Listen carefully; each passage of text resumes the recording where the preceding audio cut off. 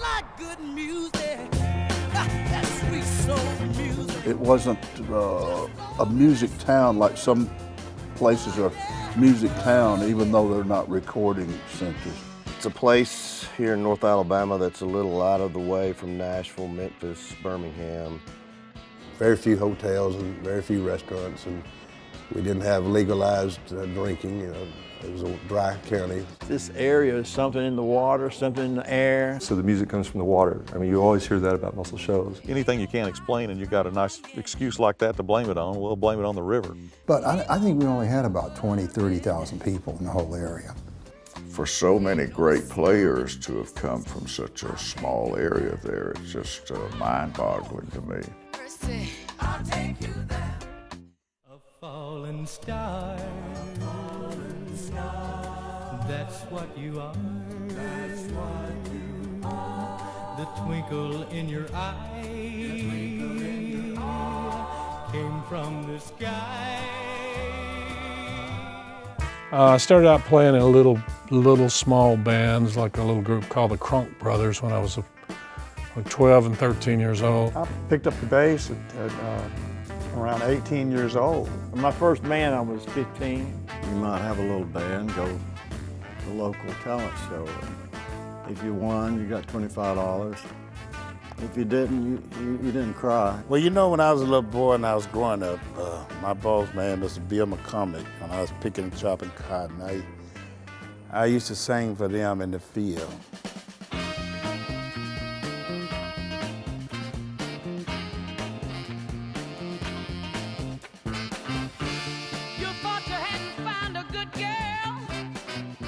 Well, it took some visionaries to pull it off in the early days, I think.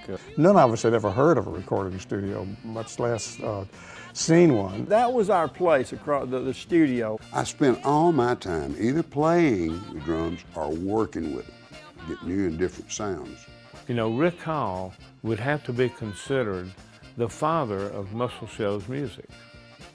And Jerry Wexler would have to be classified as the godfather of Muscle Shoals music. Sometimes we cut 3 or 4 days on one side. Arthur kept writing, and we all started writing songs. You asked me to give up the hand of the girl. We recorded You Better Move On Wilson Dam Highway in a tobacco warehouse, and with burlap and egg cartons. I think it was the most important thing that ever happened in the history of Muscle Shoals. We knew it was good. And he pitches it to Dot Records. You wouldn't have thought it would be a perfect fit for Arthur Alexander to be there with Lawrence Welk and Pat Boone. They took the record and went out and they had some liquor in the trunk, and they would go out and promote the record. And you know, 2 white guys going into black radio stations around the South, and I think that's a really cool story. We didn't think it would sell 800,000 copies. Arthur's record was released in England. John Lennon loved the B-side, Get a Shot of Rhythm and Blues, and brought it to a Beatles rehearsal. And that was probably the first tune they ever played from Muscle Shoals. And so they asked for us to open a show for them in Washington in '64. The first show that they played in the United States.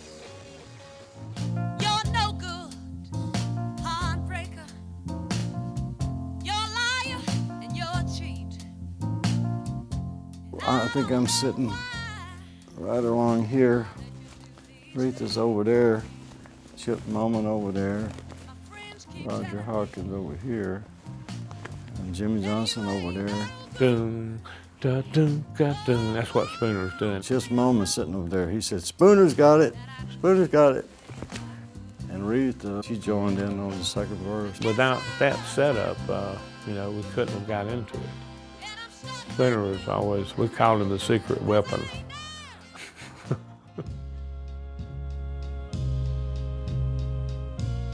The first major thing Queen recorded was When a Man Loves a Woman by Percy Sledge, which was the first gold record to come out of Muscle Shoals, and actually the first gold record for Atlantic Records. I never will forget when Quinn Ivy recorded When a Man Loves a Woman, and Quinn was just jumping up in the control room.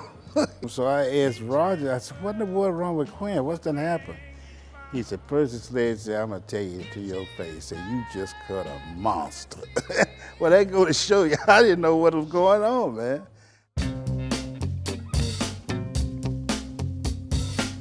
I'm thinking, I want to be on this session. I want to be a part of this record, but there's no keyboard on that demo. So you're gonna have to create a part for yourself out of thin air. And actually what happened, you know, I don't know if I've ever told this, but I'm thinking, what would it sound like if you drove a Harley Davidson to the studio? When Spooner would do his rakes on the breakdown of Mustang Sally, Rick Hall was taking the Echo Send button and turning it to extreme echo. I tried it, you know, you're sort of scared to try something that's awkward. And nobody said no, so I kept doing it, you know. And so you see people like Bob Dylan come down. And Muscle Shoals became a much bigger thing than we ever imagined.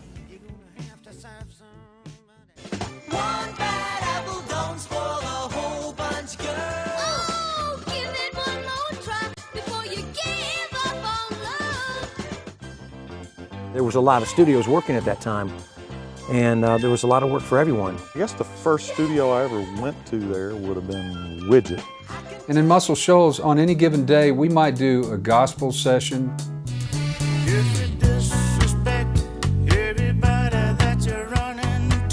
And that night do a country session. Well, it's a bloody Mary morning, baby left me without warning sometime. And the next day do a rock and roll session.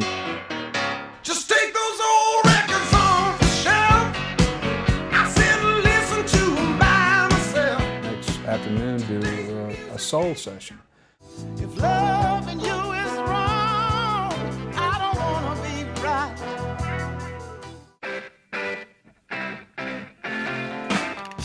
It was always prefaced with, you can't tell anyone, but the Rolling Stones are going to come record, and so we kept it a secret. Ahmet Ertegun, the president of Atlantic Records. In the daytime, he was recording an artist. His name was R.B. Greaves. And at night, after we were finished, and they would start up in the studio, the Rolling Stones. The real reason for keeping it a secret is they didn't have the proper work permits to record in the United States. While I worked with them 3 days, that's all I worked with them, and had 3 of their biggest records.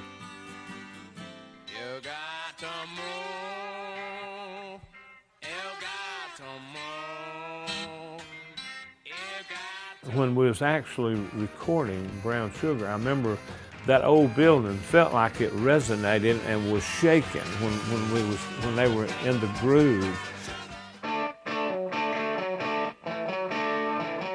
A guy named Alan Walden in Macon, Georgia. He started sending groups over there that he really felt good about, and one of them was Leonard Skinner, the first time they ever recorded, and that was back in 1970. Now they had the twin guitars playing harmonies that nobody had ever heard, and I mean, it would just blow you away. And everybody couldn't get over Ronnie's clean and great sounding vocals. They first started coming, they were a bunch of unwashed high school dropouts who had some talent, but they were just wild and fighting. But we did about 12 cuts, Freebird being one of them, and we couldn't give them away. I knew I was going to have a mountain of trouble when I started pitching these records to the labels. Back in the early 70s, late 60s, early 70s, the single of any record label were never over 3.5 minutes long. I told the record company, Freebird was 9 minutes, over 9 minutes long. They all turned me down. Every record label in America and the world turned me down. But I had the last laugh. 1, 2, 3. They gave us the call and they said, "Hey, Uncle Jimmy, man," I said, "we just cut a record about you guys." And I said, "Oh, that's nice." Man, I thought, you know, what's this gonna be, you know? When they told Jimmy that, we all said, well, okay, cool, but no big deal. I thought, how nice. Now Muscle Shoals has got the swampers, and they've been known to pick a song or two. Lord, they give me all. Man, if I had known, I'd have went through the phone and hugged their neck if I'd known it was gonna be an anthem. It's a wonderful thing to be recognized like that in a song that is a hit song and a song about Alabama. I couldn't be prouder. As each year goes by, you know, now people are starting to find out what that line means in that song and who they're talking about. You know, so now, all these years later, it's, yeah, that's great. Wasn't that great? Yes, I'm setting fancy free. Jimmy Johnson's wife and mother, they put together these big feasts, and we'd all, at the end of the day's work, you know, they'd have this big feast down there with all this great cooking, and it's just, it was like a big family reunion every time we went down there. Come on, take me to the Mardi Gras. He one of the Jamaican musicians who played on I'll Take You There, or the Staple Singers.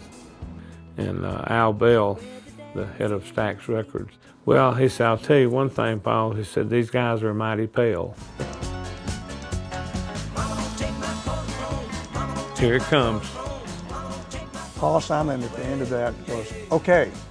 And he's not saying, okay, this is great. He's saying, okay, let's stop and do another cut. And we were just in the moment and just kept playing, and we're more or less jamming on that bit at the end. Reminds me now of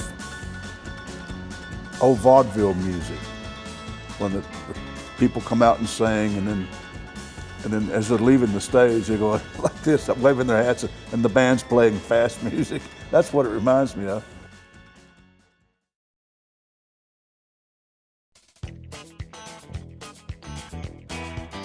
She got the gold mine, I got the shaft.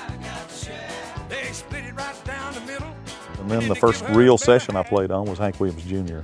So I went from never having played a session to getting a cut and playing on a session, and all of a sudden the phone started ringing over at my grandmother's house, and they were asking me to come drive up and play and sing and write.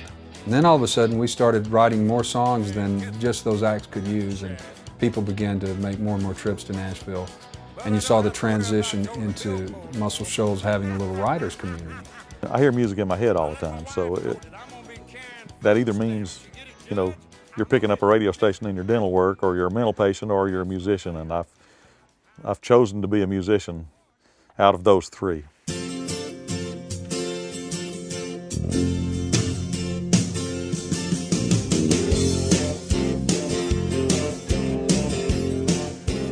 We're recording every day. We're doing pitching songs. We do a lot of publishing. I don't want my demos to sound like everybody's demos that are coming out of Nashville. The Mystery Factory with Muscle Shoals is still as strong as it ever was. We still don't do things by the clock here. Something happened there, and it's still there. It's not like it was there and it's a ghost town. I be stroking, that's what I be doing. I be stroking. I stroke it to the east. Most people we talk to really have no idea who all came to Muscle Shoals and recorded. Cher, Linda Ronstadt, Rod Stewart, Mac Davis, Willie Nelson, Glenn Fry, Liza Minnelli, The Osmonds, Joe Cocker, Dwayne Allman, Bob Seger, the Gatlin Brothers, Clarence Carter, Julian Lennon, Bob Dylan. In almost all countries I've been to, in almost all parts of the country I've been to, in almost all facets of the music business I've been to, people say, oh man, when they hear Muscle Shoals. I was in Munich. There was an act playing, and I look up on the band there on the stage, and I see the guitar player in a Crimson Tide shirt, Alabama Crimson Tide shirt. So we hit it off big, and I mean, and when I told them I was from Muscle Shoals, they just couldn't believe it. I remember at a bar in Paris, and I was sitting there, and somebody found us from Muscle Shoals, and they, oh, cool. They didn't know where Nashville was. They knew where Muscle Shoals was. We did it all.